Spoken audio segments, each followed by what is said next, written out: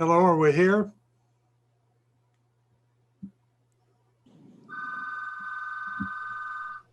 Yes, Dr. Garland, we're here. We're just getting everybody admitted into the meeting right now. So if you would just give it a couple of minutes to get everyone in, then we'll get started. Very good. I just want to be sure everybody's ready. No worries, sir. We'll have a brief introduction by Ms. Hyman, make sure that the ground rules are set, just like we've done last couple of meetings, and then we'll go ahead and let you know when it's time to call the meeting to order. Excellent.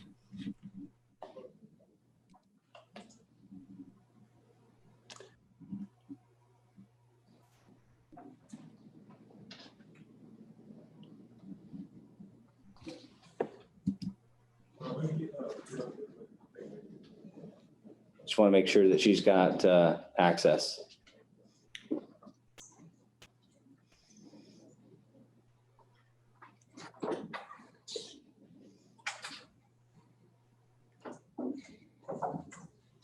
Shelby, if you're online, we're just looking for confirmation that we've got audio visual from you.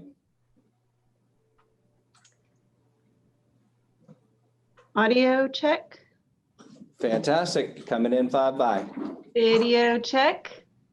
There you are. Hi there. Hi there. Stand by 1 moment, please. No worries. Take your time. Just want to make sure that you were on.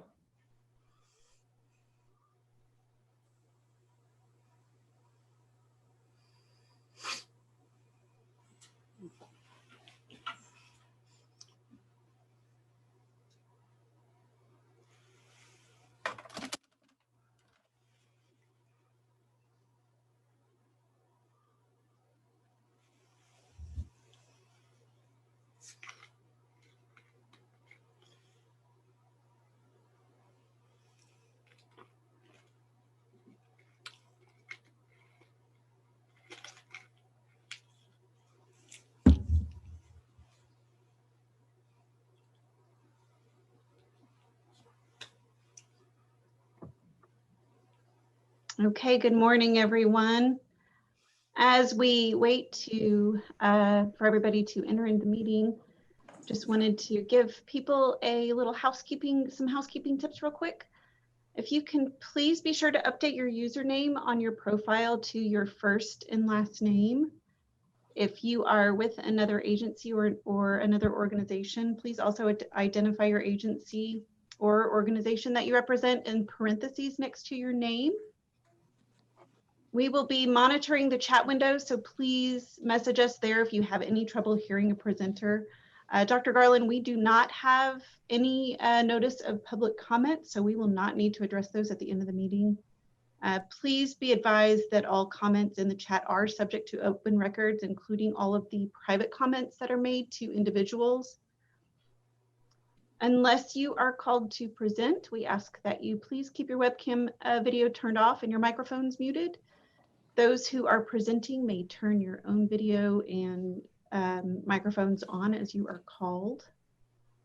We do want to be mindful of any crosstalk during the meeting, since this is being recorded.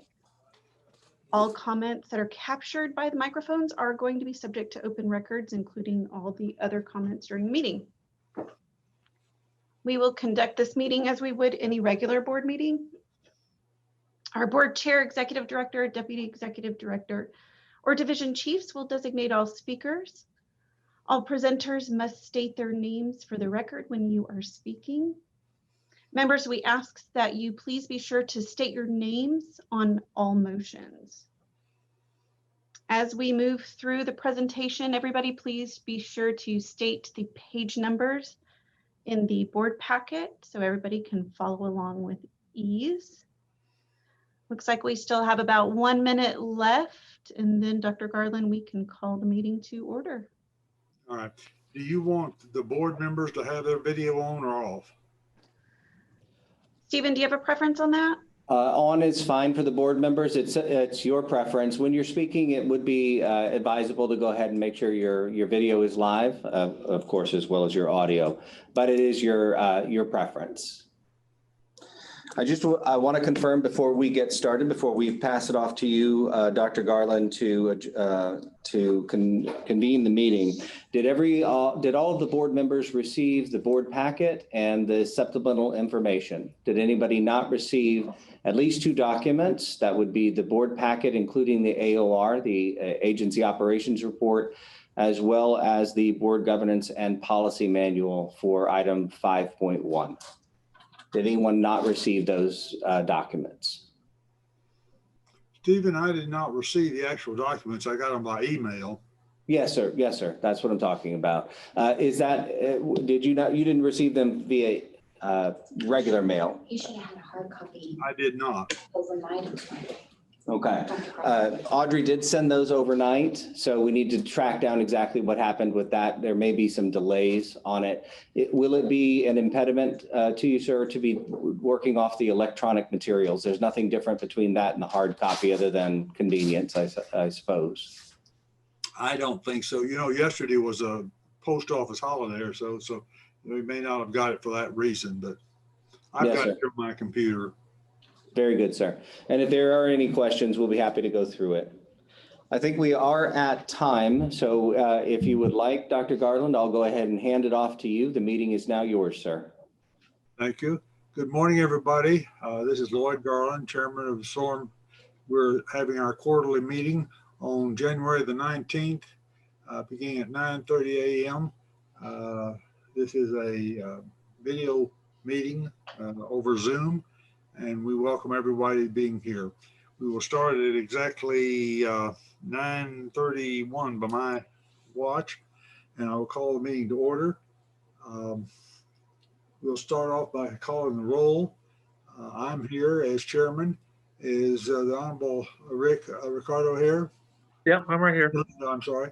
And Rosemary Gammon I'm here. and Tony Gonzalez, Gerald Blander. I am present. Thank you. We're all present and have a quorum except for Tony Gonzalez. Will he be joining us later? Do we know? Tommy is signed in, sir. This is Stephen Volbrecht, Executive Director. Tommy is signed in. He is double booked, so he's handling both this meeting and a meeting in El Paso, but he'll I just pop in. joined. There he is, right there. So Okay. you would announce yourself present, sir? Yes, present. Sorry, Mr. Chairman. No, that's fine. We've got a quorum and all present. Let's see here.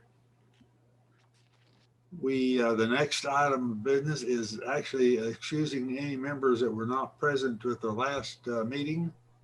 I don't have here that anyone was absent. Stephen, was there anyone absent last time? No, confirmed. We have no absences at the last meeting, sir. That's out of the way.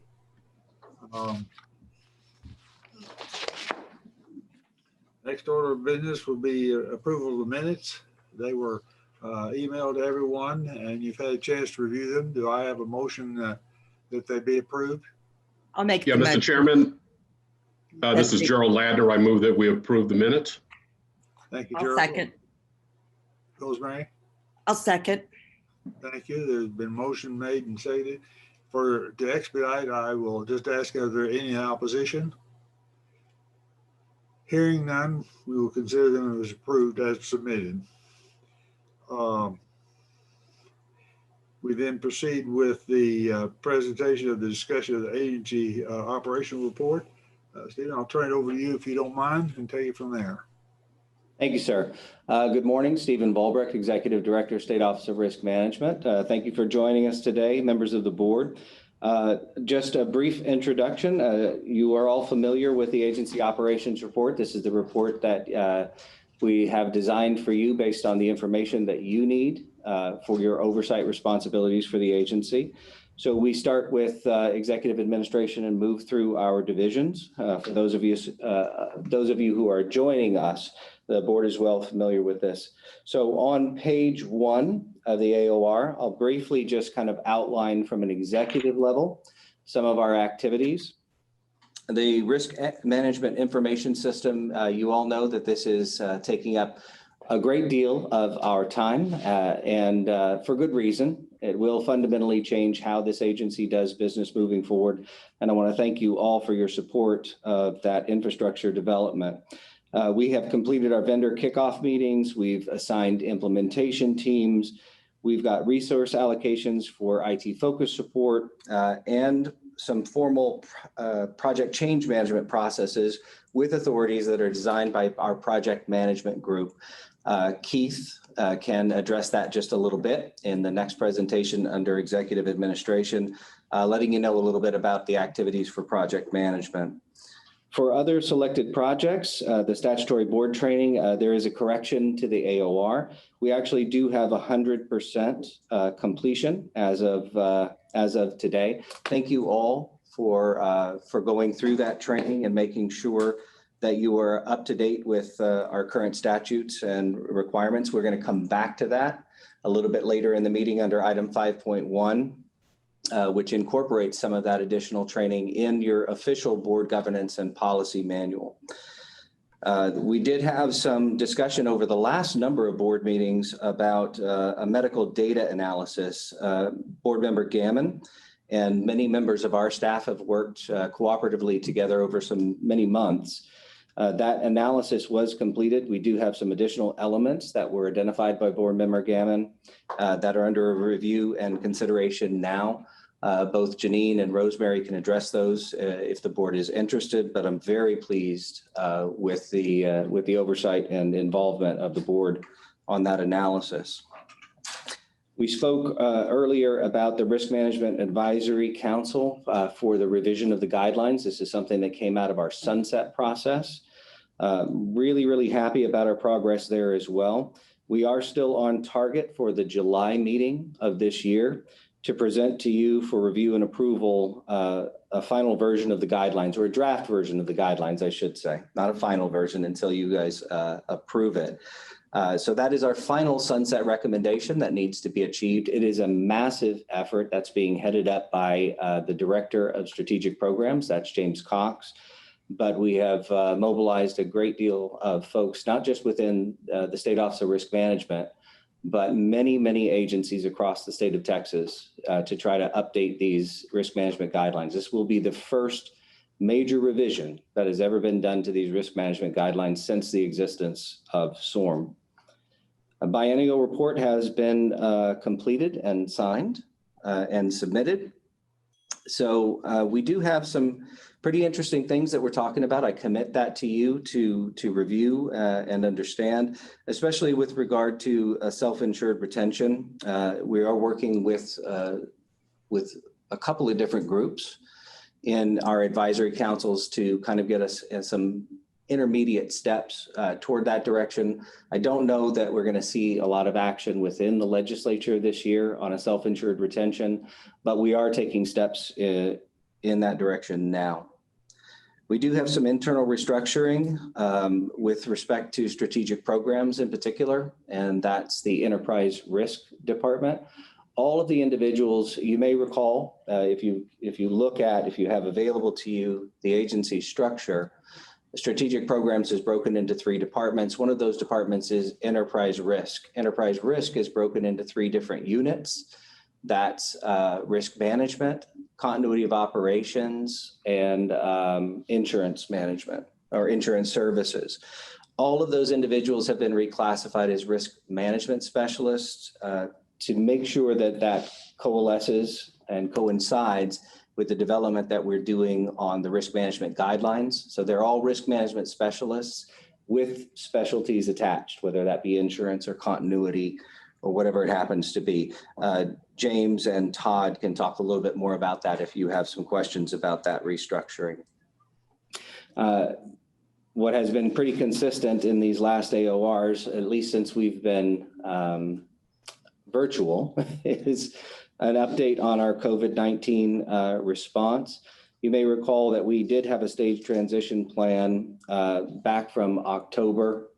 It was supposed to go into effect back in October.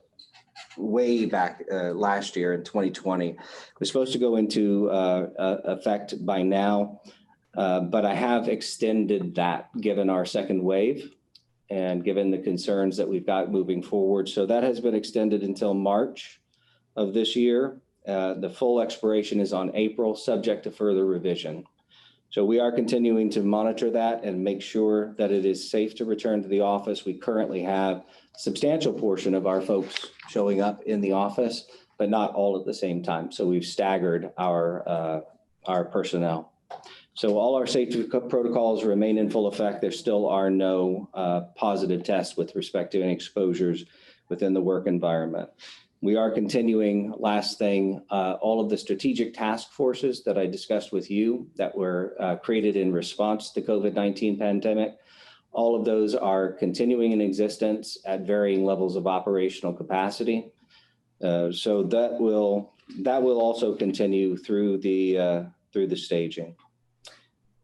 Are there any questions about the executive report at this level? With your permission, I'll turn it over then to Mr. Holt, who will handle our two departments that fall under executive administration, project management, and public relations. Mr. Holt. Thank you, Stephen. Todd Holt, Deputy Executive Director. I'd like to remind the board that for the better part of a year, we've been working on this project management as it pertains to the new REMIS system. If you'll recall, we hired a very expensive, very experienced project manager. Very expensive. Freudian slip. Well worth every dollar. We're worth every penny. He might argue with you here, Todd. He might argue with you. Very, very experienced project manager to facilitate and guide us through this REMIS implementation. So with that, I would like to ask Keith Despain to give us an update as it pertains to project management. Keith, if you don't mind. Thank you, Todd. Yeah, he hired a very expensive one, but he didn't show up, so I took the job. So. Good morning, Mr. Chairman and members of the board. Good morning. The information I'll be discussing today with you will be on pages 2 and 3 of the board packet there. Happy New Year, and thank you for allowing me this opportunity to highlight the project management activity we focused on since our last board meeting. We have our project management framework in full swing with the new Origami project. Our project initiation phase was started and completed in phase 1. We did execute the contract with Origami, and we're governing that project via the authorized statement of work. Our project planning phase activity was initiated in Q1 for phase 1, and we expect to wrap that up in Q2. Planning for the remaining 5 phases of the project will start at different times throughout the project implementation period. Now, over the project implementation period, we identified 6 phases that we will execute. And so right now our focus is on phase 1. During phase 1, the SORM IT did deliver to Origami the REMIS and CMS data that they're also working to identify and prepare distribution of additional data content that is external to REMIS and CMS. Origami is in the process of completing an initial data analysis on this data to identify any data inconsistencies in data cleanup activity prior to actually starting the conversion piece of that. We have also conducted initial discovery sessions with Origami, where our SORM business units have participated in questions and answer discussions focused on our business activity. The information from these sessions will be used by Origami as they start planning and working on the initial configurations of our phase 1 scope. We've also began our project execution. This will consist of the initial build out, configuration, and utilization of our new Origami environment. In addition, during this activity, as we will conduct a gap analysis as we are exposed to the Origami environment and experience hands-on activity. The gap analysis may identify some business requirements that the office could need that are not offered in the statement of work. In these cases, the Executive Council will work with Origami to identify and implement best solutions to address critical business gaps. And this process will follow our change management guidelines we have approved for the project. And that is the reference Stephen made earlier to our change management policy and process. So we'll definitely ensure that that is in full speed ahead. We've also initiated the project and monitor control activity for our project. We have an established project repository where the project artifacts utilized to facilitate the monitoring control activity, are stored and maintained.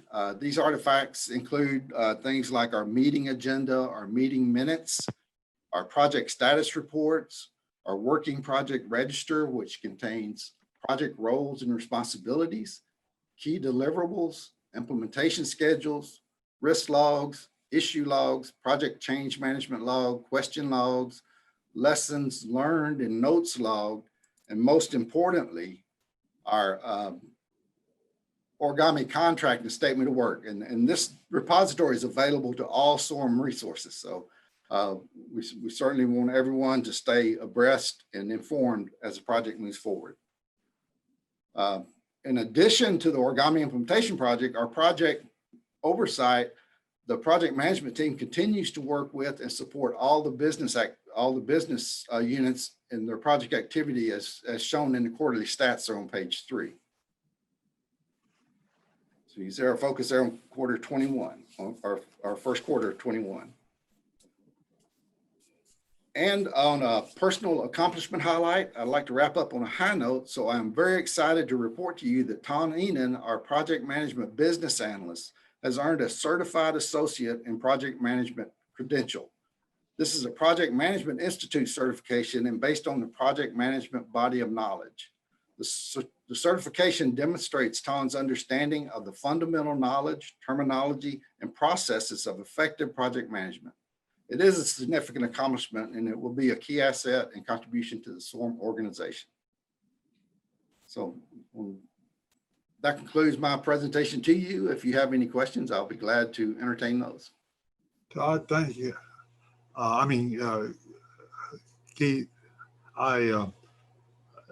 it's a lot of work and we really appreciate all you've done here for us. Thank you very much. Anybody have any questions? No, sir. And I can turn it back over to Todd. That's great. Turn it back over to Deputy Executive Director Todd Holt. Todd Holt, Deputy Executive Director. Thank you, Keith. Appreciate the update. If there are no further questions for project management, I'd like to direct your attention to the public relations piece of the AOR. Very interesting days before us here. As you may know, the legislature has come to town, and with the COVID, it creates some unique opportunities for us to find innovative ways to communicate. And I want to throw kudos out to Shelby for finding innovative and creative ways with that as the work does go on. So with that, I would like to ask Shelby Hyman if she could step up and present the public relations piece of the AOR. Shelby. Thank you, Todd. Good morning, Chairman and members. Shelby Hyman, Director of Public Relations. We are on page 4 of the agency operations report.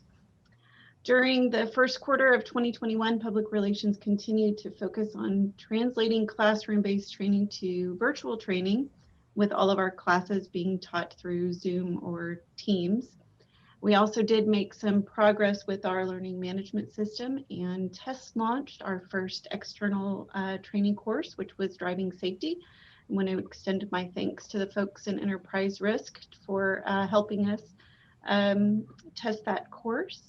We do have a few other classes that are in development right now, and I hope to have a small library of online content available soon. We are very excited to have an additional delivery method to teach these important classes on safety and risk management and workers' compensation claims. This provides us an additional opportunity to create more robust training internally as well, and focus on partnering with talent management for training for staff development. Also, during the first quarter, as the COOP Task Force leader, I conducted a business analysis on the Continuity Operations Unit. As Stephen mentioned previously, we made some strategic modifications to the structure of the unit with the intent to integrate enterprise risk management and the ISO 31000 framework into the COOP program. Staff within the unit are now identified as enterprise risk specialists with a specialty in continuity. We were able to complete 6 COOP plan evaluations with 2 evaluations of COOP exercises.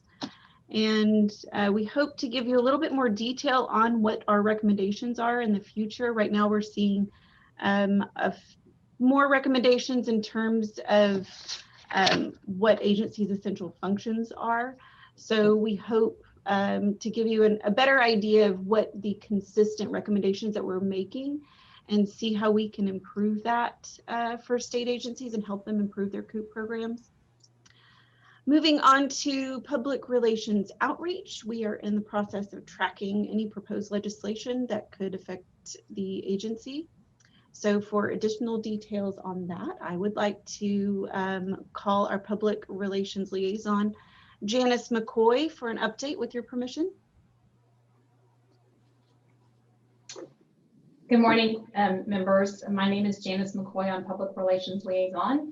Of course, you know, the legislature started last Tuesday. It's going to be a much different session than those in the past.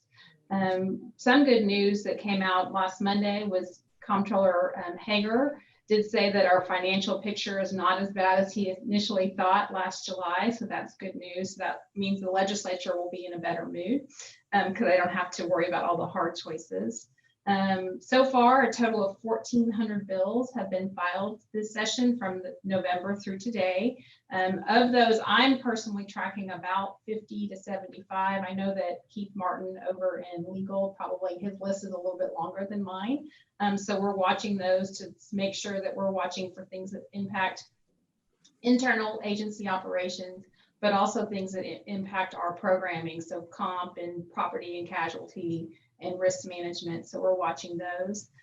Both chambers met last week and both adopted rules. In the Senate, in order to get into the gallery or even into a committee hearing, you'll have to show a negative COVID test. I think I read in the rules that also proof of vaccine counts as a negative test. So that if you've done that, that gets you in. There is testing on site at the Capitol in case you have to go there. In the House, they're not requiring a negative test, but you are going to have to wear masks throughout the Capitol. It's going to be a lot different, not being able to see people's faces, but I think we'll make it through. The only other big thing that happened last week was in the Senate with its rules. They did change the number of members that it takes to move business. So now it's a 5/9 rule, which is kind of humorous to me. So that means 18 members of 21 have to agree to move business. Other than that, we're ready to go and we're watching and we're going to see what's going to happen. I think there's going to be probably a couple specials for sure on redistricting, but maybe also on some other issues. So we'll just keep you posted. And if there are no questions, I'll turn it back to Shelby. Any questions? Yeah, I got a question. Yes, sir. This is Rick Galindo. Which I know you said you're following between 15 and 75 bills. Can you give me a couple of them that might affect what we do here? Well, there's quite a few bills on presumption in terms of the comp system and things that where you would presume to have, it would be presumed that workers' comp would apply if you had a COVID positive test. So that makes a difference. There's a couple of things in the property world in terms of how insurance is, and I'm sorry, I can pull that list for you and share, but there were a few things that were impacting how wind insurance works on the coast that potentially could impact some of our client agencies in trying to get property insurance. So we're just kind of watching the whole gamut. There's some other things internally in terms of agency operations that impact us in terms of holidays and ERS for employees and what that could or couldn't mean for internal, how we work, just to make the business of the agency run. And I'll add to that with your permission, Mr. Galindo. Most definitely, Ms. McCoy is correct. We have a number of bills on the presumption issue. COVID-19 related bills are probably at the top of the list for what might have a potential impact on our operations. And it does actually kind of bleed into some of the other lines of insurance that we oversee. So Janice and, as she said, Keith Martin are keeping very close tabs on any of those bills that are coming forward. Some are good ideas. Yeah, so. Sure. Stephen, it would be helpful if you could maybe send us out some kind of email on maybe a weekly or bi-weekly, twice every 2-week basis or something about these bills and the progress of them, particularly any directly dealing with our agency, just to sort of keep us up with it and if we should be doing anything. Certainly, sir. I'll, again, Stephen Volbrecht, Executive Director. Janice, you and I visit after the meeting. And because we already have those tracking lists in place, that's what we use to do our operational work here. It shouldn't be a problem to share with you just that list of exactly what we're looking at. And if you have individual questions about individual bills, then I will leave it to you to reach out to us and we'll be happy to discuss them. Excellent. Sound good? Okay, very good. Thank you very much, Janice. Ms. Hyman? Yes, sir. Shelby Hyman, Director of Public Relations again. Moving on to page 5 of the agency operations report. Our numbers are relatively consistent with previous quarters on our YouTube analytics with Active Shooter as our most viewed video. Our primary focus has been mostly on creating content for our learning management system and some other projects. So we've kind of stepped out of creating new content for our YouTube channel for now. But because we are creating content for our learning management system, we hope to have additional content to share for YouTube as well. That concludes public relations. Does anybody have any other questions? Do we have any videos related to COVID? So the first video that we actually had requested, we did a training program on personal protective equipment for Texas Facilities Commission. They specifically reached out to us. I don't think we have that public on our YouTube channel. Jairus, I will get with you later to see if we can maybe share that that video because it was created specifically for Texas Facilities Commission. I don't think that we released that publicly, but that is the only one that we have right now specifically to COVID-19. It might be helpful to release it publicly, and you do such good work. We all benefit from the information. Yes, sir. We have had some discussions with Stephen Volbrecht, again, Executive Director. We have had some discussions there about the amount of information that was out there, had some conversations with HHSC and some of the other leaders on the COVID-19 effort. We've sort of stepped back into the background for assistance, which is exactly where Shelby and her team stepped in when we've been specifically asked to help with efforts. But we haven't gotten out front and tried to compete with anybody for some of those COVID-19 educational videos. There's a lot out there. What we've done, I think, Shelby, you can confirm if this is correct, is we've sort of put together that group of best practices and put people or directed people toward where they can get the information. Is that right from a PR perspective? Yes, and we do have a lot of that information on our website right now. Fair enough. Thank you. Shelby, this is Rosemary Gammon. Is there any way with that video, if y'all choose to move forward with making it public, and I think it's a really good idea, could you not adjust that video that y'all have made accordingly?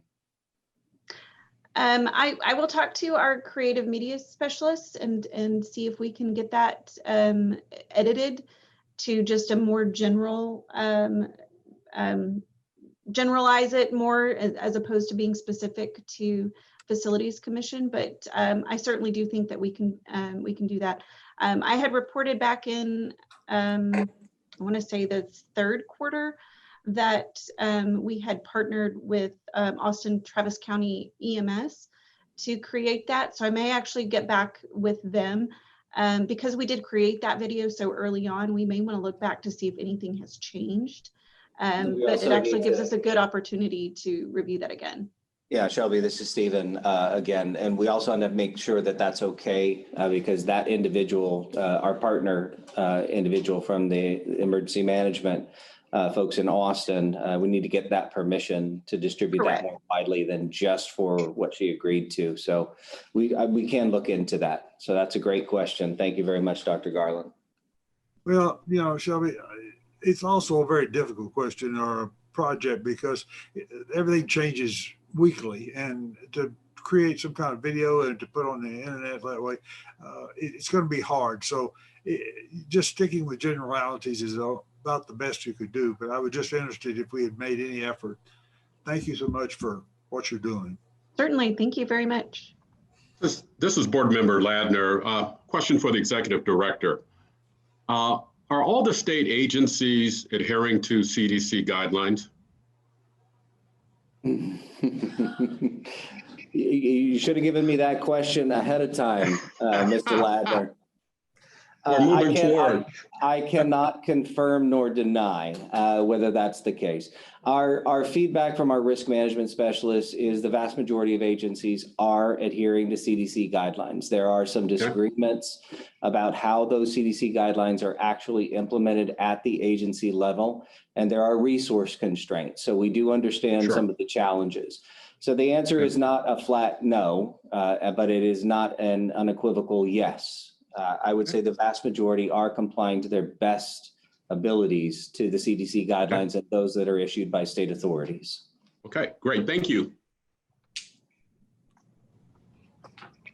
All right. Thank you, everyone.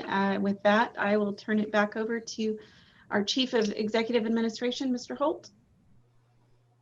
Thank you, Shelby. Hearing no other questions from the board, I would defer to Executive Director Stephen Vobrecht. Thank you, sir. So next up on the agenda is the next division, that's internal operations. That's overseen by Mr. Cargile, who you all know very well. Mr. Cargile, with the board's permission, why don't you go ahead and take over? Thank you, Mr. Vobrecht. Good morning, Chairman, members.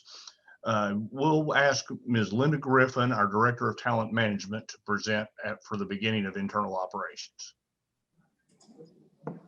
Good morning, Mr. Chairman and board. My name is Linda Griffin, the Director of Talent Management. Since the last board meeting, the office have the following new hires. First, we have Hannah Jones, a receptionist in the document processing department. Hannah holds a BBA from Lamar University at Beaumont, Texas. She comes from the private sector. Next, we have Clarissa Linhart, a web system administrator in the public relations department. Clarissa holds a bachelor's degree in communication and education from Texas A&M University at College Station.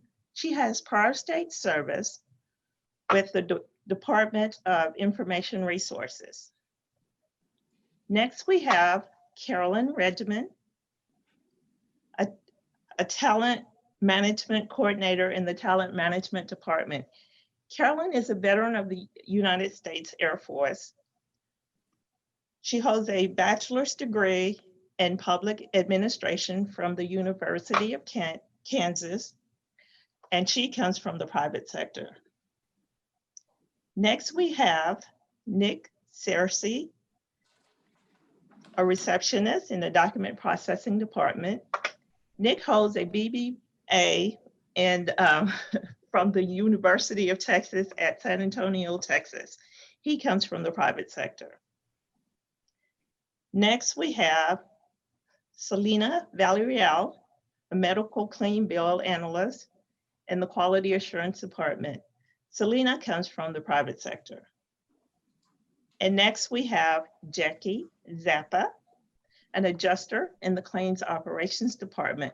Jackie holds 2 bachelor's degrees, one in psychology from the University of Hawaii and an electrical engineer from Texas State University. She has prior state service with the State Office of Risk Management. Also listed on the board package, we have 2 new hires starting today. We have Steven Sanchez, an adjuster, and we have Marianne Gonzalez, a medical claim bill analyst. They will be officially introduced at the next board meeting. Moving to the vacancies, the office have 8 vacancies. We are in the process of scheduling interviews, and interviewing. Hopefully, we'll have some new hires during the next quarter. Moving to the turnover. The office lost 7 employees in the first quarter. This represents a this represents a 15% authorized turnover. Are there any questions about turnovers? I've got this is Director Ladner. One of the things that anyone would be concerned about during a time like this in the COVID-19 environment and a recessionary economy is what's the condition of the workforce? You know, the SORM has had a very strong culture. Is that culture serving the employees well during this time? And this is for both you, Ms. Griffin, and the Executive Director. Okay, can I go first, Stephen? I'm pleased if you could go first. I'm actually going to say it is because I've noticed with a report from the SAO, the turnover rate for the rest of the state was 18.6%. Ours is 15%. So I think it has a lot to do with our culture.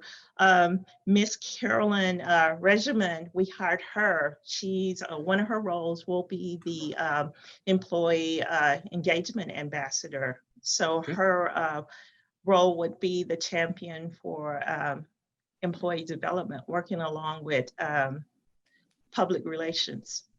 Okay. And of course, I'm going to always say it's leadership plays a big role in this too. Oh, thanks for that. Thanks for that lead in there, Linda. You're welcome. Gerald, that's a great point. And one of the things that has been particularly challenging for us, as you know, our culture is one of a much more collaborative community than you would ordinarily think. It's not so easy for SORM to have transitioned from work in the office where everybody is working together constantly, consistently, especially given our structure, and then trying to adjust to the COVID-19 environment where folks are working from home. So we were really concerned about how we could move forward with making sure that culture was still prevalent, was still our top priority, and that people still felt like they were engaged, involved, and cared about what we were doing. I'll give credit to Linda and her team, to Shelby and her team. They've come up with a lot of different ways. In fact, not to put too fine a point on it, but Dia and Todd and James, a lot of folks have made food and brought that in and distributed it in little individual packages for folks to come and pick up and those kinds of things. So it has been a challenge. There's no doubt about that. I'm very pleased we haven't lost anybody as a result of this fundamentally changed environment, because we've tried to retain as much as we can about that community going forward. I won't lie to you, it's going to be a challenge the longer that this lasts, but Executive Council has been talking specifically about how do we need to adjust to the new environment. So if you have resources, if you've got some experiences offline, I'd love to talk to you about that, and any members of the board, because it is something that we talk about every Monday morning in Executive Council, how to keep up the engagement, how to keep up our work, how to keep Linda's turnover numbers relatively low. That's an important thing, understanding that we've always got some turnover here. But thank you for that question. This is Rosemary Gammon. I have a couple questions, Linda. And yes, perhaps Mr. Steve, just would you remind me who the Director of Compliance Management was? Alan Reinman. Okay, that's what I thought. Okay, I just didn't want to get that incorrect. And what do you find to be the largest reasons for turnover? The largest reason for turnover right now, I would say it's retirement. Okay. We have SORM has a aging workforce, so I believe it was about 3 years ago, I sent the board a spreadsheet of who was eligible to retire in the, with over the next 5 years. Well, that's catching up with us right now. Oh, Yep. okay. That is true. Are we, what would you say is the second reason? The second reason would be pay. Okay. And are we, even on those that are retiring, are we providing exit interviews? Yes, ma'am. Okay, what percentage would you say actually complete those? Complete, percentage complete. I don't understand your question. In other words, I realize that some employees are not going to go through an exit interview. Right. The Right. Involuntary separations will, it's more of a checklist, not an exit interview. Okay.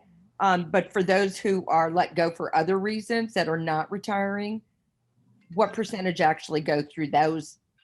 Oh, the exit interview? Yes. Oh, ma'am. 100%. Okay. There are, this is Stephen Volbrecht, Rosemary, to answer your question, there's a statutory provision or a statutory process that we have to follow that's overseen by who, Linda? Who does the State Auditor's Office. State Auditor's Office is the one that does that on the state level. We actually have a secondary level that we do here that Linda takes care of, where we ask a couple of questions just to make sure when we're out processing someone that we get some feedback, and that information is brought back to us by Linda to Executive Council. So if they do identify, if anybody leaving us identifies, hey, listen, I'm leaving because I'm concerned about X or I'm concerned about Y, Executive Management has got to know about that. So Linda does a secondary level, which is actually a first level, before they go back in and do the SAO thing. We cannot require them or mandate them to take an exit survey. That's overseen by the State Auditor's Office. And we can't really mandate them do that here either, but we do set up that opportunity for everyone who's exiting the agency. Am I correct about that, Linda? You are correct. And with the SAO report, it's done quarterly, so it's not real time. We get it after the fact. Okay, that's This is Director Ladner again. One of the things that you said kind of trends with the industry, Ms. Griffin, and that is retirements. The insurance industry probably is going to lose 40% of its workforce within the next 10 years. So on our side of the fence, we have a lot of people retiring. However, that's going to create a dynamic where there will be a gun battle for talent. And fortunately, you guys have all the tools in place to assure this type of retention. So congratulations. Thank you. And let me just finish with saying, thank you so much for the information. I didn't get an opportunity to do that. Oh, You're absolutely. Thank you, Rosemary. You bet. Okay, if there's no more questions, I would like to end on a positive note. The office has some internal transfers. Emily Busby transferred to the Quality Assurance Department as an auditor. Johnny Free was appointed the system administrator of the Origami system. He will be working with Keith Despain and Ton in project management. Monica Ramos transferred to the Quality Assurance Department as a medical clean bill analyst. Sarah Thompson transferred to the Litigation Management Department as a fraud investigator. And John Watts transferred back to Enterprise Risk as an Enterprise Risk Specialist specializing in risk management. This concludes the talent management portion. Are there any more questions? If not, I'm going to turn it back over to Mr. Cargall. Thank you. Okay, Linda, before you turn it over, I just want to thank you and all the staff. These have been very trying times, and I cannot, I'm just echoing Stephen's compliments to you. We're very pleased to have each of you and your hard work and putting up with the difficulties that everyone is experiencing at this time, and try to keep your spirits up and keep there will be an end. Thank you so much. Thank you. Mr. Cargall? Thank you, Ms. Griffin. Ms. Lori Shaw, your CFO, will now present for financial management. Good morning. Lori Shaw, CFO. Below you will see, or on the screen on page 7, you will see the budget for the first quarter. On top is the administrative fund, where you can see we're coming in at 29.1%. And then underneath is the claim fund budget, where we're coming in at 21.2%. And then on the next page, Neil, for our claims fund projections, we are coming in at $34.3 million, which is way below the $40 million we had requested in August. At the next board meeting, we'll discuss updating that. But for now, we're coming in and looking good. And then underneath that, we have the medical bills and indemnity bills that have been processed in the first quarter. So are there any questions?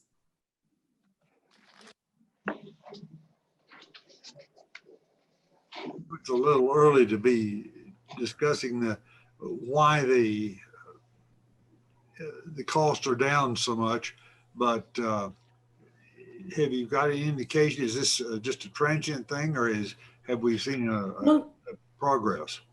I do like to, in the beginning, be conservative and project high, and that way, when we do the change in the next board meeting, we can be a little bit closer. I do have to say that these numbers did come in as of December 31st, and so you have the holidays and all the roll-ups, so that might be a little bit lower. But I do know, and Janine and Lydia would have more information, that there are some rules due to COVID that have had some delays, and I know the Family First Act with COVID kind of affected the indemnity a bit, but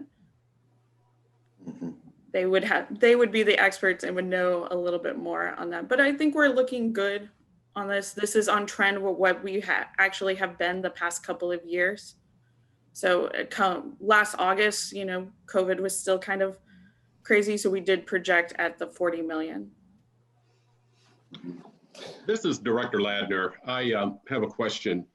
Obviously, in this environment, there will be budget shortfalls. Yes. And how are you guys planning to adjust to any changes as it relates to trends in the various departments, depending on where we are at a certain point?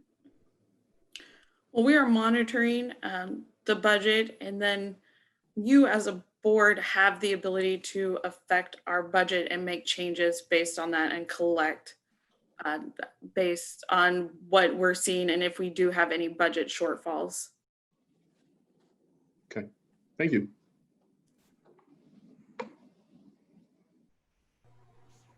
Thank you very much. Thank you. Well, if there's no more questions, that concludes financial management's presentation. Okay, we'll go back to Stuart then. Thank you, Ms. Shaw. Chairman, I would now like to introduce Mr. Leo Ramirez, the agency's IRM and Director of Information Technology. Good morning, Mr. Chairman, members of the board. Leo Ramirez, Director of Information Technology. On this list, you'll find some of the activities performed by IT, including enhancing security of our programs and systems for tracking support requests. Our major focus primarily currently is with the new Origami implementation. So we continue to gather requirements, information, extracting data from CMS and legacy systems, and coordinating and exchanging the data with the vendor as required. So we are working closely with Keep the Spain in project management and with the Origami vendor to get all the necessary information, data, as it pertains to the legacy systems as we move forward with the new implementation. Additionally, we are, we started a cybersecurity initiative that is aimed to update and create cyber policies and procedures as necessary for the agency and to disseminate with the staff as well. And we continue to review vulnerability scan reports in conjunction with the Office of Attorney General and remediate those vulnerabilities where applicable. Next page, please. On the next page, you'll see, as you might recall, the OAG and the last quarter migrated to a new system for scanning those vulnerabilities. Thus, we have received the reports and the chart in a different format. This is one of the charts provided that we review.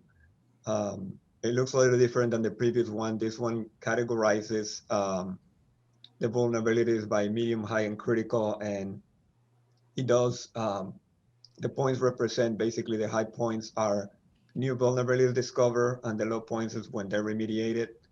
And the lines in between represent just the transition between those two. The reason you don't see anything prior to September 1st is because that was when the old tool was being used. So starting September 1st, this new vulnerability scanning tool was start being used. So we have a new chart.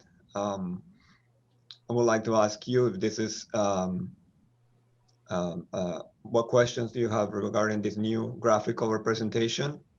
And if this is something you're looking for from an oversight perspective, or is there something else that you would like to see? This is Director Ladner. Thank you for this great report. One of the questions that I have really has to do with, has there been any ransomware attacks? Cybercrime is at an all-time high. Has any department had that type of an experience? There has been some, I guess, attacks or threats across the country. The most recent with the solar winds that it was all over the news. Fortunately, we were not affected by it, but we continue to monitor and work closely with the Office Attorney General's cybersecurity team to make sure our systems are being monitored and we are as protective as possible for this type of threat. So, okay, thank you. Mr. Ladner, this is Stephen Volbrecht. I'm not aware that we've received any direct notice of ransomware attacks, at least under the programs that we operate. But Mr. Cox and some of his employees may be able to address whether or not we've gotten any notice of that, at least in the recent past.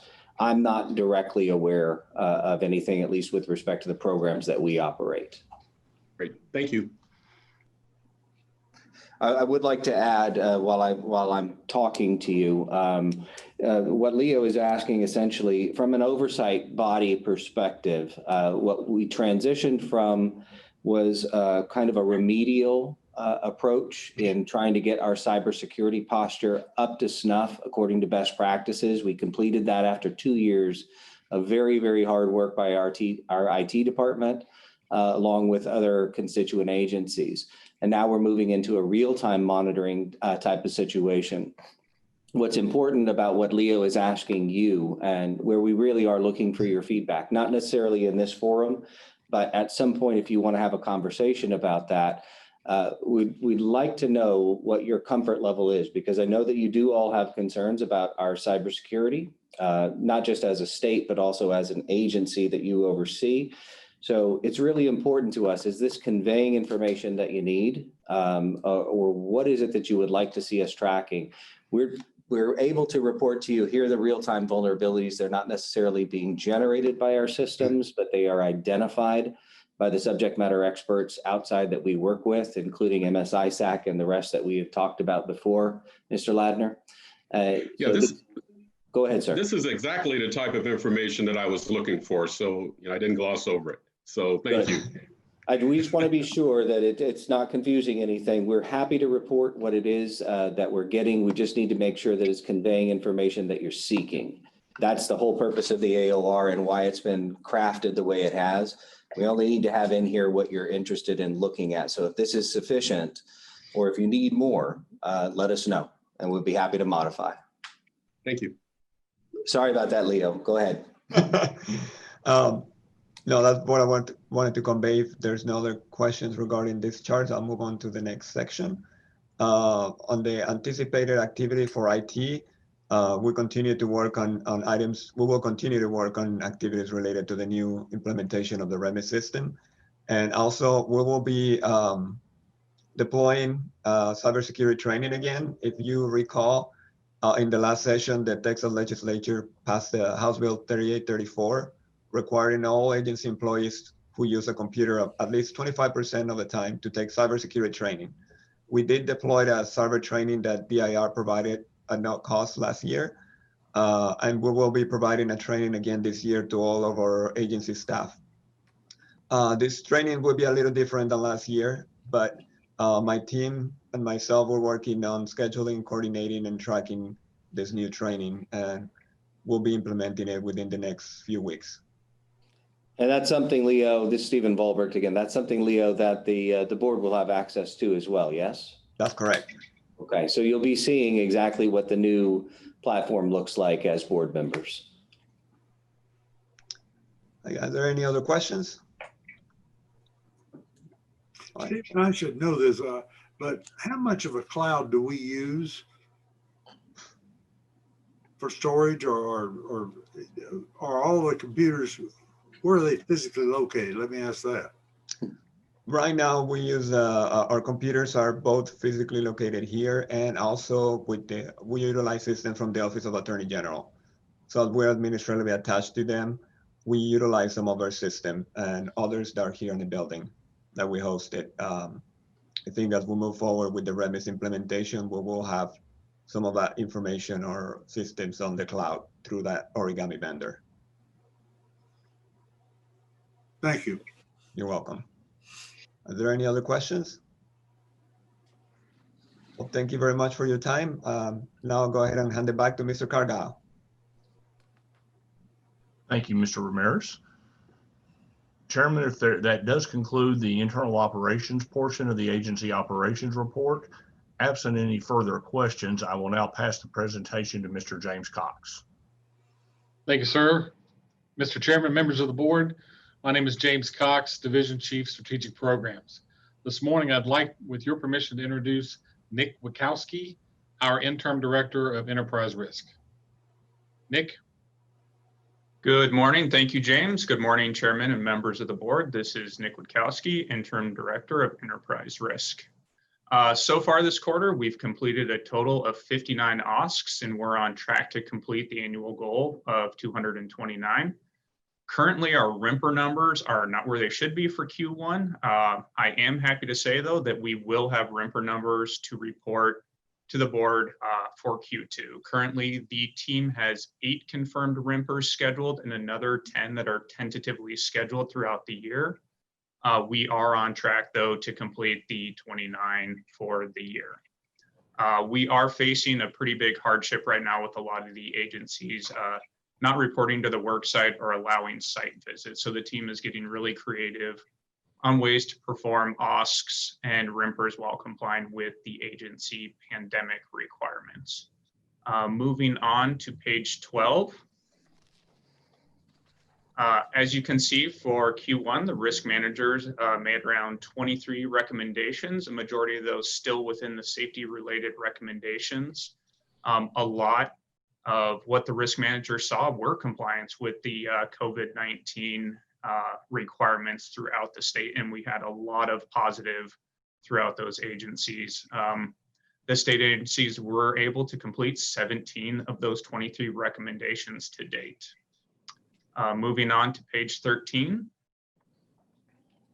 Right there, you can see our sponsored lines of insurance continue to have an active participation from all state agencies. We're able to add 2 more agencies to our auto line. The insurance specialists are continually working to actively market those sponsored lines and sending out reminders to the agencies of the non-sponsored lines. To answer a previous question about the cybersecurity, we have had a lot of outreach from the outside agencies inquiring about cybersecurity and the SORM 201 process. So far, I believe we've had 3 or 4 agencies that have reached out to us. Moving forward to page 14. Right there, you can see all the SORM 201s that were approved throughout the year. We are working with the agencies to educate them on the benefits of allowing us to perform an in-depth analysis of the non-sponsored insurance lines prior to binding. We found a few agencies have gone through and bound without our prior approval. So we're trying to really work diligently with those agencies. And I would like to, on one quick positive note, to give a shout out and congratulations to one of our insurance specialists, Shelly Milbo. She received her associate in risk management designation earlier this year. So congratulations to her. And we do have 3 or 4 of the other risk managers that have signed up and are in the process of taking the ARM and scheduled to take their test by, I believe, March. Are there any questions? Yes, this is Director Ladner. One of the things that I'm observing is that the market is beginning to harden in the area of property and commercial auto. What's been your observations? Yeah, we are facing that significantly right now. We faced that earlier this year with the placing the auto policies, or the auto policy, excuse me, with higher education, the regular state agencies, and Parks and Wildlife. We are getting ready to go out and market the property program right now. Again, we are facing a hardened market there. We're trying to get really creative on how to propose that to all the state agencies. And we've had 2 or 3 advisory calls with all the state agencies proposing a new direction of a captive that we might, we're hoping that the state agencies will come on board with. Okay, thank you. And Nick, this is Rosemary Gammon. I have to tell you, every time I see the extraterritorial workers' compensation, I always see terrestrial in my head. So but thank you for that chuckle. I have to go back and look at it and go, I didn't realize we're doing workers' comp for ET. So You're not alone. We think the same thing, so you're okay. Extraterrestrial. That's what we'll work on next. Okay, thank you. Elon Musk is moving to Austin, so that might be a real thing pretty soon, Rosemary. Yeah, probably. I right? know. Are there any other questions from the board? Yeah, I have a couple questions. This is Rick Galindo from the board. Regarding the property, I know Stephen and I talked about this this was like pre-COVID when we had a quick conversation. Is there any, and this is when I was sitting on the GTO committee when I was in office, is there any movement to try to capture everything that belongs to the state that would fall under the property schedule? You know, I know that's a bit of a challenge, right? And you want to capture everything because if there's something that the state doesn't know about, you know, if something happens, burns, you know, that's loss of potential revenue for them. So I was just curious about that. Yes, great question. Coming from the state of Colorado, we had everything insured. It was mandated and required by all state agencies. So that would be actually a dream of mine to come down here and actually get all state agencies involved in understanding the exposures that they face. And a lot of it comes to education and their understanding of they have to supply money and hopefully get saved money on the back end, but it's that initial payout that really scares a lot of agencies and seeing their exposure. Unfortunately, a lot of that relies on when they have losses that now they start to realize that, oh my gosh, I should have insurance. I should be looking into these programs. So losses usually require people to start paying attention. So we are working on that with educating agencies and going out there when we're doing the OSCs and RIMPers. Mr. Galindo, this is Stephen Volbrecht. To answer your question, at least with respect to where the legislature is, it does remain one of our primary recommendations to the legislature that be a consolidated approach for this jurisdiction, as it is in other jurisdictions, other states such as Colorado, even our neighbors, Mississippi, New Mexico, Oklahoma. Those folks do that. They do centralize it. They do have a different system, which is much more mandatory than Texas has, but it does remain an active recommendation. One of Nick's approach and his team's approach has been in utilizing the advisory councils, not to just make it a SORM recommendation, but to make it a constituent recommendation, a collaborative recommendation from the state and the participants within the group now.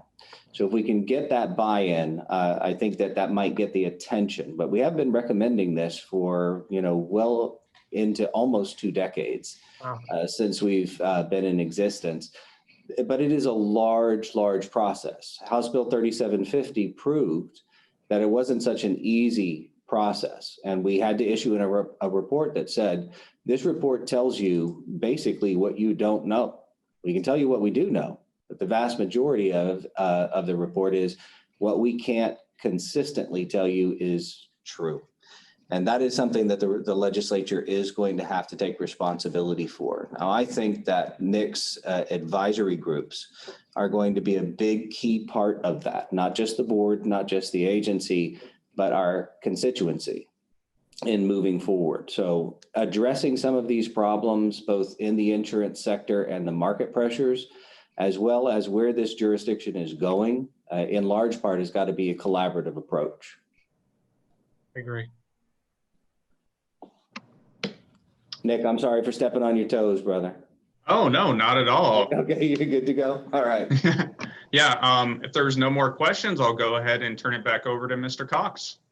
Thank you, Nick. Mr. Chairman, members of the board, next up with strategic programs will be our Director of Claims, Lydia Scranton.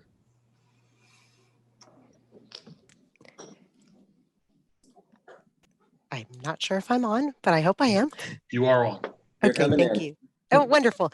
Good morning, Chair and members of the board. I will present the claims operations section for SORM here. It starts on page 15.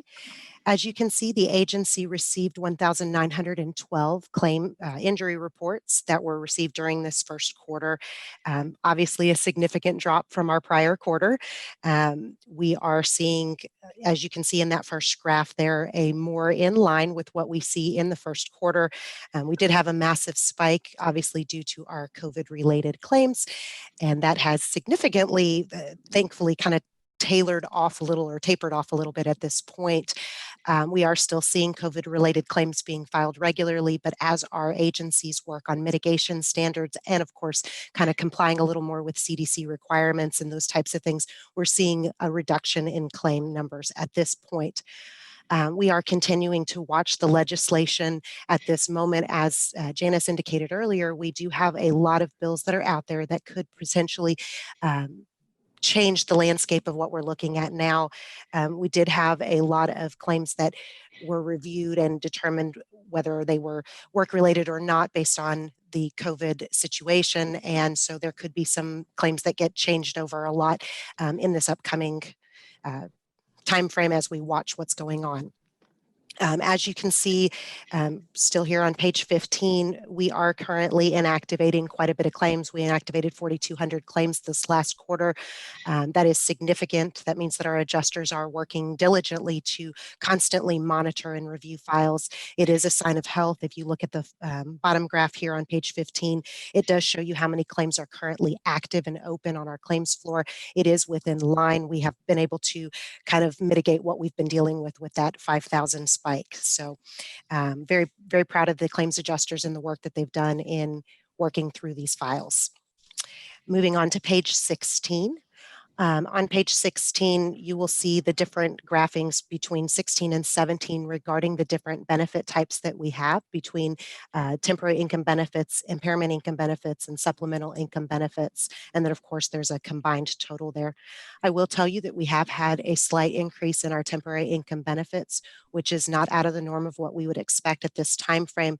There have been a lot of suspensions based upon the Division of Workers' Compensation, which is our regulatory agency, that have caused some of our benefit types to increase, namely temporary income benefits due to there was some suspensions on treatment availability to some of our injured employees. We're starting to see that level out a little bit more now. As you can see there on that bottom graph on page 16, we did have a significant impairment income benefit increase. That is absolutely in line with what we expected. Right in March, when all of this began, the Division of Workers' Compensation suspended all designated doctors' examinations. Designated doctors' examinations are what help us provide impairment ratings on files. And so during that suspension, we were not seeing any of those for any type of closure on some of these files. Beginning on June 15th, they actually authorized that to begin again. So we are now seeing those examinations occurring. So during Q4, and then of course, obviously into Q1, we're starting to see what's affecting there. So we'll see some increases there. On page 17, the graphing for supplemental income benefits, there was a very minor increase in those benefit types. I will tell you, back on March 27th, the commissioner did suspend work search requirements for supplemental income benefits. And so as a result of that, the adjusters are not able to look at them as rigorously as normal because we are required to provide benefits based on the fact that we're in this pandemic. So we're still monitoring, we're still actively adjusting as many claims as we can and working within the requirements that we are currently under right now. To give you just an update, we are currently sitting at 6,291 COVID claims that have been received to date. And then at this time, the department is working on our last portion of the data call requirement. The Division of Workers' Compensation, our regulatory agency, required that our agency provide all information regarding COVID-related claims over the last few months. And they've recently, as of this month, extended that out to include all the way up until June of 2021. Our next data call requirement is due at the end of this month, and we will be in compliance with that, and we will continue to comply as required with the requirements for the agency. At this time, that is all that I have for the presentation of workers' compensation, and I'll be happy to answer any questions that you may have. This is Director Ladner. Ms. Granton, what are the top agencies that are attracting COVID-19 claims, the top 3? Okay, we are receiving most of our claims from our prison systems. We do handle the Texas Department of Criminal Justice as well as the Community Supervised Corrections Departments. That's for all of the parolees. So we're seeing the majority of our claims come from those areas. We also have the Texas Juvenile Justice Department. That is our juvenile prison system. So we do have some claims coming from there, majority from TDCJ, the Criminal Justice, as well as our Department of Public Safety. We are starting to see some out of Parks and Wildlife, but not as many. And then we also have the Health and Human Services. So those are all of our, mainly our 24-hour response individuals that have to respond and have to be present on site is where we're seeing the majority of our COVID claims. But the vast number is our correctional departments. Okay, thank you. You're very welcome. Any additional questions? Yes. I'm sorry, this is Rosemary Gammon. So have we, I want to be clear, have we paid on the COVID claims? We are currently paying on those claims which have been determined to be compensable, meaning that there is a direct correlation, and we were able to prove that there was a correlation between their work environment and the actual condition itself. As many of us know from workers' compensation, a virus is typically not covered under workers' compensation rules because it's something that you cannot necessarily determine where exactly you got it. And because of the incubation periods, it's something that has never really been part of it, part of the workers' comp system. With the exception of certain job categories, there are certain conditions that have been lined out saying that these may be based on those types of first responder type individuals. And so COVID has actually not really been 100% addressed as being a compensable work-related accident. That's where this legislation that's kind of pending out there may change a lot of the landscape for what we're dealing with. And just kind of to dovetail a little bit on what Lori had indicated on being conservative on our budget, you know, we are not certain on what's going to happen as a result of the legislation, and that could essentially create a maelstrom of claims coming our way, close to what we had seen in the prior quarters when they were filing every single claim for presumptions that could change. So we want to make sure that we're watching that actively. That has got to be such a challenge, and it is. For doing that, I can't even imagine. It has definitely been challenging. I will say that we have some of the best adjusters on our floor that have worked these claims tirelessly. They have worked at morning, noon, and night, oftentimes weekends, to keep up with these because, as the board knows, these are individual people. This is not just a claim to us, and so it's very important that we provide that level of customer service that's required. These people are going through a very traumatic time, and then some of them not so much, the ones that are having less of a reaction reaction, but even still, it's a very difficult time that we're all facing from a mental stability standpoint to just dealing with the physical ailments of that. And then, of course, the medical treatment situation that we find ourselves in at this time has created a lot of issues because of the delays in treatments that we're seeing. And that has been significant for us as the adjusters, trying to make sure that we coordinate the care as best as we can. Well, if this makes you feel better, I just ran across something that popped up on my phone that the CDC claims that the US has dropped 11% in COVID. That's fantastic news. Yeah, let's hope it affects us. Gosh, I hope so. I hope it continues to go down at this point. Yeah. Thank you, Letty. Thank you very much, ma'am. Yes. All right. If there are no additional questions, I will pass it back to Mr. James Cox, Chief of Strategic Programs. Thank you very much. Mr. Chairman, members of the board, that will conclude strategic programs. With your permission, I'd like to turn it over to D.R. Western, our Division Chief of Legal Services. Good morning, Mr. Chairman, members of the board. At this time, I would like to have Tisha Todman present information to you on indemnity quality assurance. Good morning, Mr. Chairman and members of the board. Tisha Todman, Director of Indemnity Quality Assurance. Please see pages 18 and 19. The compliance rates for temporary income benefits and income impairment benefits are 95% and 100% respectively. Are there any questions? This concludes. Yours is my favorite report of all of them. Just FYI, I don't know what the board feels like, but nice. Any questions from the board? How do you question that? Right, that's why it's my favorite. Well, thank you. This concludes the indemnity quality assurance presentation. I will return the presentation to Ms. Western. Thank you so much. Thank you.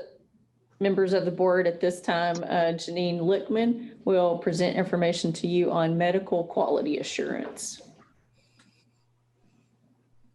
Oh, I don't know if it's working. Can y'all hear me?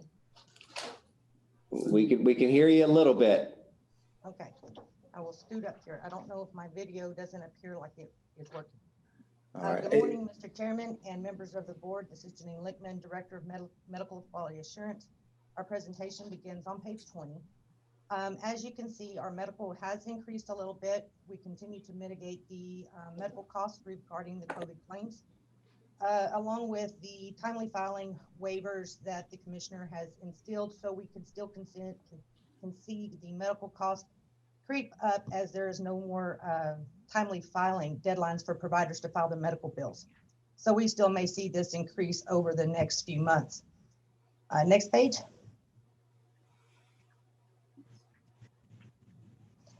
Moving along to our network and non-network costs per quarter.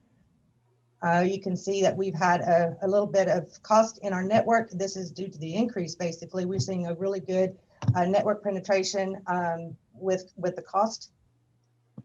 And our non-network has gone down, which is good. Next.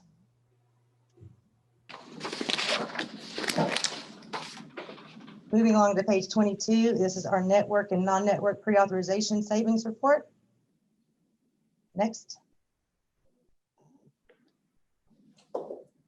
And I'll conclude with our pharmacy benefit cost savings and our medical fee disputes for the quarter 1 of FY21. Are there any questions? Hi, this is Rosemary Gammon. Hey, Rosemary. How are you? I'm good. How are you? I'm good, thank you. So on page 20, under billed and paid for the, well, I guess it really didn't matter, but under the quarters where we've been billed a certain amount and then paid a certain amount, is that due to the PPO discounted rates? Correct. This will include the network rates as well. This is our total amount billed and our total amount paid. And then the bottom chart kind of shows at what bill types were paid at what cost. So this is network and not network together. Okay, and that's what I thought. So on page 22, what are the key reasons? I'm sorry, what are maybe the top 3 procedures that require pre-auth? The top three would be physical therapy, inpatient hospital stays, surgeries. Okay. All surgeries? Yeah, surgeries, and that is to include, they also must have their length of stays pre-authorized as well. And since surgeries began back, I believe it was May, June. So that's when our surgery started to see the uptick in cost. Okay. And what would be the key reasons for pre-auth denials? It just depends. I don't see a lot of denials unless it's that they don't have the medical to support the necessity at the time. And so they basically will deny it and allow the provider to appeal that denial with the additional documentation that they need. Okay, yeah, that was going to be my next question. Well, I see in the, I guess the first quarter this year, probably a third of them were denied. So that's kind of what I guess prompted me to ask that question. And remind me of who's doing the pre-auths. CareWorks. That's what, okay. I couldn't remember which of our groups was doing it.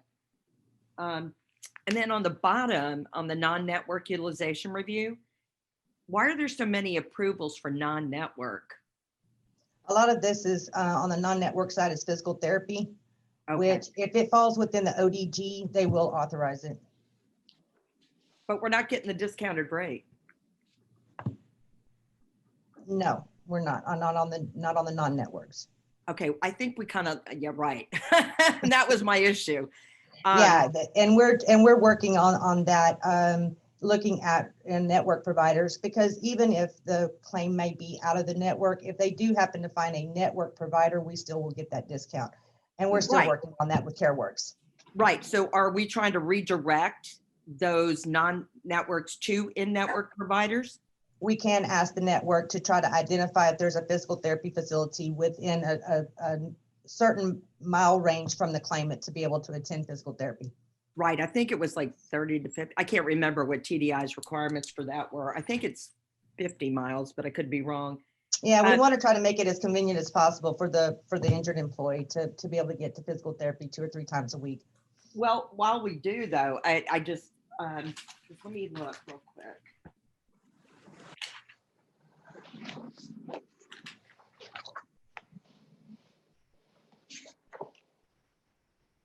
What area over on page 20 under medical payments? What bucket would you consider PT to be in? It'll be in the medical. Okay, that's what, yeah, and I don't know what percentage of those would be PT, but I mean, I just think that there's a way to do it, or if the network can, you know, try to capture those PT clinics, that would be awesome. I just think it's a little on the goofy side that, yeah, they're following OGG guidelines when those are the guidelines they're required to follow anyway for state employees. Correct. I can always look at that and see what our percentages are in physical therapy and how much of the physical therapy is in out of network. Oh, that would be awesome. And what market they're in? Mm-hmm. Yes, ma'am. Okay, thank you. I appreciate it very much. I've got another question that's sort of associated with the COVID guys. Now that the governor has shut down elective surgery almost throughout the entire state, we're going to have to anticipate a massive increase in the amount of surgery required to be paid for as soon as that's lifted. Are we setting aside money for it, or how's that going to affect our statistics? We do have that outlook. That's what Lori was kind of discussing while we were trying to keep an anticipation of what we may be seeing coming down the road toward the end of last year and the beginning of this year. We do look to see the surgeries will start picking up, and we hope that we can kind of keep it within the budgetary guidelines that Lori sets out for us. So we try to anticipate this for Lori when she's looking at the budget. So Well, I think that's something we really need to be careful with, because there has been a tremendous amount of surgery put off that we assume will have to be resumed in the reasonable future. Yes, sir. And we have seen the surgeries starting to happen again in about the midsummer to early fall. We started seeing the surgeries increase. And the pre-authorizations have all been reestablished with these injured workers so that they can get the care that they need. Very good. Any other questions? If there are no other questions, I'll return this back over to Dia. Thank you. Thanks, Shani. Board members, at this time, I would like to have Red Tripp present to you on litigation management. Good morning, members of the board. I'm Red Tripp, the Director of Litigation. As you can see, this quarter, we had 47 BRCs attended, 3 resolved with 11 going to CCH, 22 CCHs attended with 1 resolved, 5 findings for SORM, 7 against SORM with 1 split decision. I will note that we have had only 2 hearings at the BRC level on COVID denials. So whatever claims is doing, they apparently are doing it right, because we're not seeing a lot of folks disputing the denials. On fraud investigations, we have 12 investigations pending, with 1 open this quarter, 5 closed, and 1 criminal referral. And then on our subrogation recoveries, we have recovered $6,681 in restitution and $152,706 in subrogation. I would also like to let y'all know that we did recently get a reimbursement from the SIF of about $48,000. However, that's going to show up next quarter in the board packet. And our future savings based on the subrogation, basically the amount of money that the claimants got that we will not have to pay out, is over $250,000 predicted. So if there are no questions, I will hand this back over to Dia Western. Red, this is Rosemary Gammon. Yes. On the fraud investigations, excuse me, under criminal referral. Yes. Do you know if that was an in-network provider, an out-of-network, or the claimant? I believe that was none of the above. Okay. I mean, Dia, am I correct on that? That criminal referral was the internal? Ms. Gammon, I don't have that specific information, but we can get with Gary Ingram and Sarah Thompson and provide you with that information afterwards. Yeah, and I guess the reason for asking that question is if they were in our network, a provider in our network, I would hope they would get kicked out. So that was my reason for asking. If they're not, it's okay. And on the subrogation line, under year-to-date total, the $152,706, what was the subrogation attributed to? Is that group health? Did it fall in a group health bucket? The subrogation is generally due to basically, if we do not prevail at the division level, or if we get a designated doctor impairment rating that we are obligated to pay, that we are able to overturn at the division level, or overturn a division finding at the appellate level or the judicial level, then we can go and, I'm sorry, I'm thinking Steph. No, the subrogation is generally, I'm going to say it's predominantly car accidents where a claimant is settling with some kind of third-party insurance company, and then we will take as much of our lien as we can reasonably get. So sometimes it's healthcare, sometimes it's indemnity. It's relatively rare. Sorry, Stephen Volbrecht, Executive Director. It's relatively rare to get a subrogation on the medical side. It's mostly third-party insurance companies, third-party liabilities. Is that right? Is that been your experience, Red? Yes, and we're not getting it from the medical providers, but it could include the medical costs as well as the indemnity.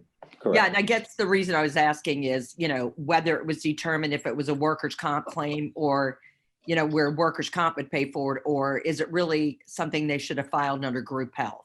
Well, with the car accidents, it's generally they're involved in a car accident while they are in the course and scope of their employment, perhaps traveling for work. Then they do go against the third party, and that's where we get our money back. If the car accident was not compensable, then we would not have paid for it, and there wouldn't have been any subrogation. They could have gone with their group health and gone up against the third party on their own, and we'd never know about it. Yeah, and that helps me so much better in understanding this. Thank you for explaining. You're welcome. If there are no other questions, I'll hand it back over to Dia Western. Members of the board, at this time, I would like to have Rachel Victoria, our contract administrator, provide you with an update on contracts. Hello, this is Rachel Victoria, the contract administrator for SORM. First up is the insurance support service RFP that has actually posted on the 8th of this month of January, and a list was compiled to interested vendors, giving them notice of the posted RFP. As for contract management, the handbook is in final proofing stages and editing and will be distributed out for review by SORM staff. As for vendor performance monitoring, we're continuing to improve our data collection tools for vendor performance and, keep changing them up for, catering to our needs, as this is very new for SORM. And the training for the medical cost containment performance data collection is complete. And then next will be the insurance support service training for data collection on vendor performance. As for vendor cybersecurity training, all vendors are compliant as of now and up to date. On to vendor performance reporting. One report was made since the last board meeting. They were given an A. SORM is also in the process of establishing a deadline for when to report contract anniversary reporting. And that information will be added to the contract management handbook once that is established. Are there any questions? So how often are we doing vendor performance reporting? This is Rosemary Gammon. Yes, we are actually reporting on contracts that meet the requirements of the CPA, certain dollar amount, everything, before renewals are made. And then also we'll establish, a deadline for anniversary dates that aren't necessarily renewals, of when we will report those on an annual basis. So does that answer your question? Yeah, I just didn't know if it was done quarterly, every 6 months. Yeah, it's so typically this is for annual. all vendors. I'm sorry, Rachel. This is for all vendors? This is for vendors that meet certain requirements by the CPA, as well as recommended requirements of when to report and who, like if they meet over $25,000, we have to report, things of that nature. Okay, perfect. Thank you so much. This is Stephen Volbrecht, Executive Director. Just to tag on to Rachel, this is the first time you're meeting with her or she's presenting to you. Compliance management and contract administration in particular, very similar in its implementation to our project management approach here. So Rachel is for contracts, what Keith is for projects. So you'll be seeing a lot of detail here. Rachel keeps tabs every day. 8 hours a day, every time that she's here with vendor performance. So reporting is going to come according to statute and according to our requirements that are in those contracts. And then that controlled correspondence is primarily the means for Rachel to keep all of those things under control. If we see anything through our internal processes or that the board indicates that we need to focus on, Rachel's your person, the girl with 2 first names. Perfect. Rachel, welcome to the first board meeting, and I promise I'm not going to ask any more questions. Thank you, Rachel. You did good. You did good. All right, and I'll hand it back to Chief of Legal Services, Dia Western. And that concludes the presentation for legal services. Are there any questions? Well, members, this is Stephen Volbrecht, Executive Director. That will conclude our agency operations report. At this point, if you have any questions about the entirety of the report or any other comments to make about the information that's contained in the report, now is the time before we move on to new business. Are there any questions from the members? Stephen, I don't hear any right now. I think we move on. Fair enough, sir. That will then conclude our agency operations report. We're ready for you, Dr. Garland, to call the next item of business. We're down to new business now, and that's at 5.1 on our agenda, presentation and discussion of the board governance manual. All right, members, I'll take the lead on this one. We've got a lot of folks who were involved in putting this manual together from all elements of the agency. Every subject matter expert took a look at this. Shelby and her team took the lead on putting this together, and Dia and I have both reviewed this as well as the rest of Executive Council. What you have sent to you is an update to the Board Governance and Policy Manual that the Board of Directors adopted back in 2012. There have been a number of changes to statute that have changed both the content and the numbering of references or citations. Those have all been updated within the manual. As well as training requirements. As you know, you've just been through some new board training requirements. That's been integrated within the manual. And we have integrated some of the operational procedures that we've been utilizing over the last number of years into the appendices, including a secondary glossary of acronyms in Appendix C that used to be a separate document, but we've put it inside and kind of expanded it a little bit. So what we're looking for today, if you've had a chance to review this, if you have any questions about any of the changes, any suggestions for things that need to go in it, or if you're comfortable with it, one of the things that we sort of outlined for ourselves when we drafted this with the board back in 2012 is that we did want to have this reviewed on a routine basis. And obviously things have come up, so we're a little bit behind schedule. It's time to get everything updated to make sure that you are following the latest and greatest of the statutory and administrative requirements. So at this time, I'll just open the floor to the board about any questions about the new document or any of its provisions to see what the will of the board is moving forward. If you'd like us to continue to work on different elements, add different elements, or if you're comfortable with the revisions as they're presented to you for the 2021 update. This was mailed out to us. Does any of the board members, have they found any areas of concern to them? I took the liberty of reading it through in some detail, and I think it's an excellent job. I see the corrections and additions, and I agree with all of them. So from my standpoint, I don't have anything further to suggest. This is Director Ladner. I concur.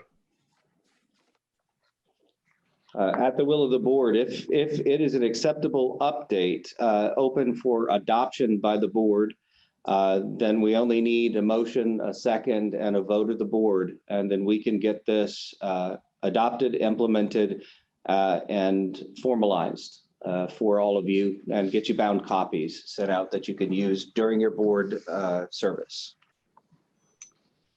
Hearing no other comments, I will ask for a motion. Director Ladner, I move that we accept the new board governance and policy manual as outlined. Thank you. Second. I'll second. This is Rosemary Gammon. Thank you. Put it out for the vote. If I hear no objections, I will assume that it is passed unanimously.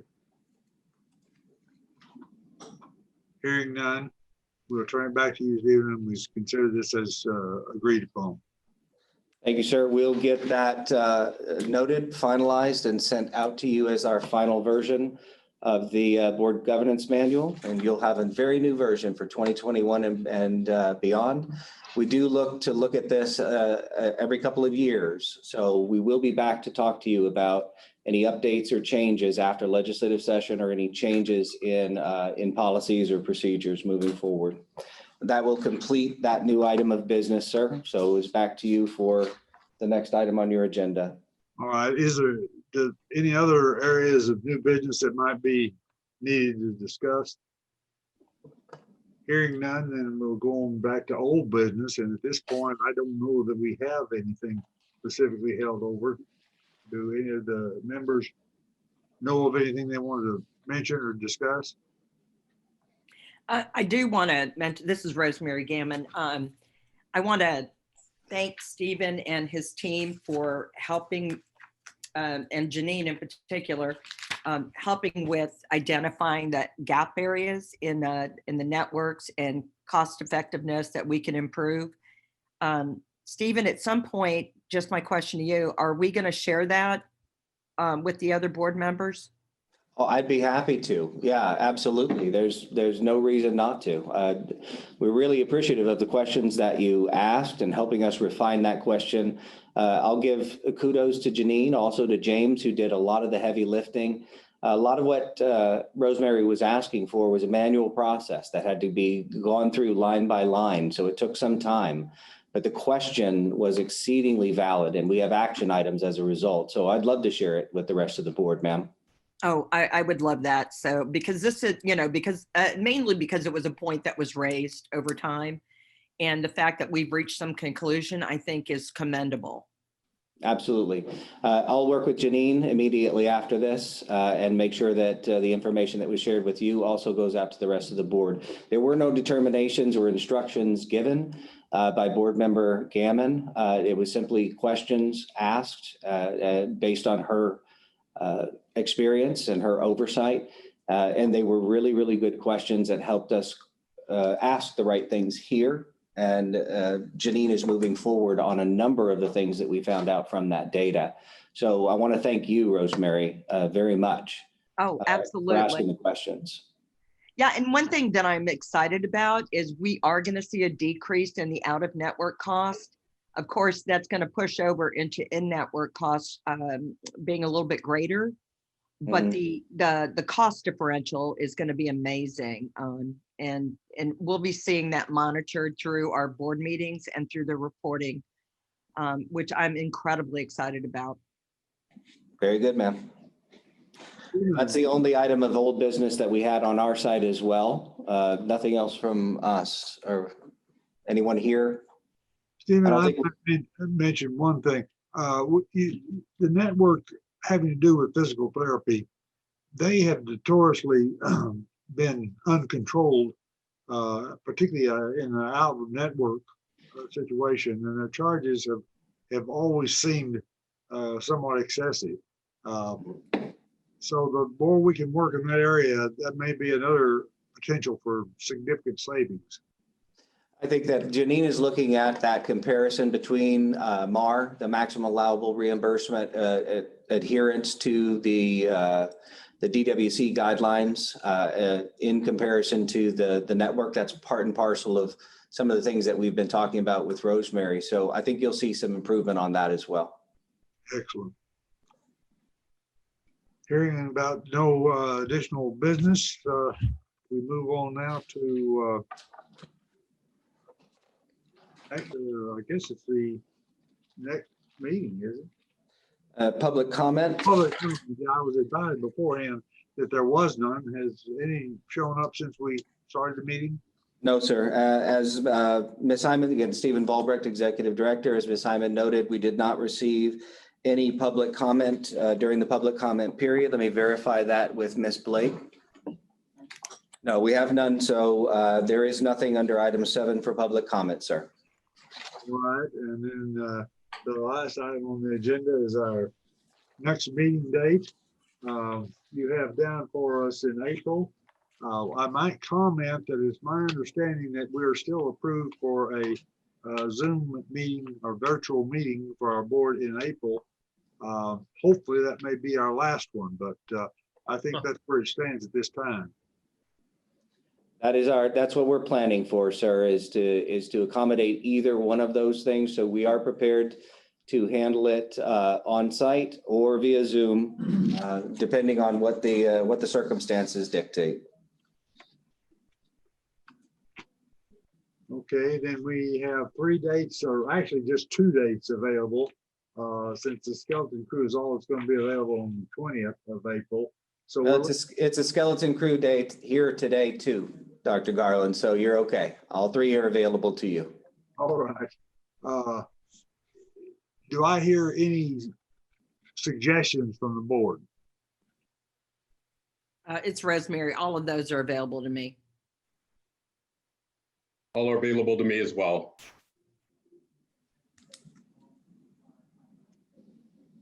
It's usually a pretty good idea to, I don't know, it seems like it's easier the later in the month for me. I would tend to prefer either the 20th or the 27th. How's that? This is Stephen Volbrecht, Executive Director. Of any of my staff that are online, is there any reason, deadlines, anything that you've got that would require board action earlier in the month versus later in the month? Brad, Lori, I'm looking at you. Dia, nothing, anything, everything's okay here. How about from financial or internal operations? Any reason why you would need earlier action from the board on anything? I know we have the assessment adjustment that's due by 5/1.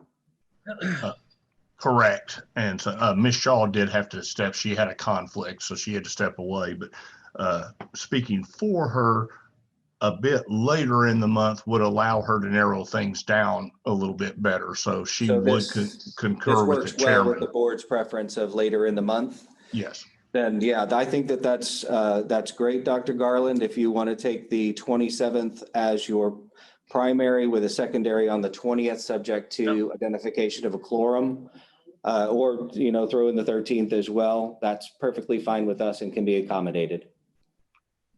If I hear no objections or other suggestions, then we'll just accept that. The 27th as a primary and the 20th as a secondary. Just one moment. Which day, Rick? The 27th. The 27th. Now, I'm going to assume that you would not like to spend your birthday in a board meeting. It's okay. I'm probably going to be, we're probably still going to be virtual. So we can have a party for you if you like. No, it's Happy birthday. Yeah, it's a big day I've been dreading, but it's okay. Well, a happy birthday to you in advance, 3 months in advance. We're fine on any of these dates. So again, identifying a primary and a secondary doesn't lock you in. So you guys let us know. We're happy to accommodate. Everybody agree then? 27, going once, twice, go. All right. As far as I know, there's nothing further that we need to discuss today. I appreciate everybody's attendance and attention. Stay healthy, and hope to see you again this way in April and in person a little after that. Cross our fingers. Thank you, members. Thank you. Appreciate it. Yeah, great meeting. Thank you. If you would go ahead and adjourn the meeting according to your watch, sir. At 11:16. We have it. Thank you, sir. Thank you, members. Thank you. Thanks, everyone. Thank you.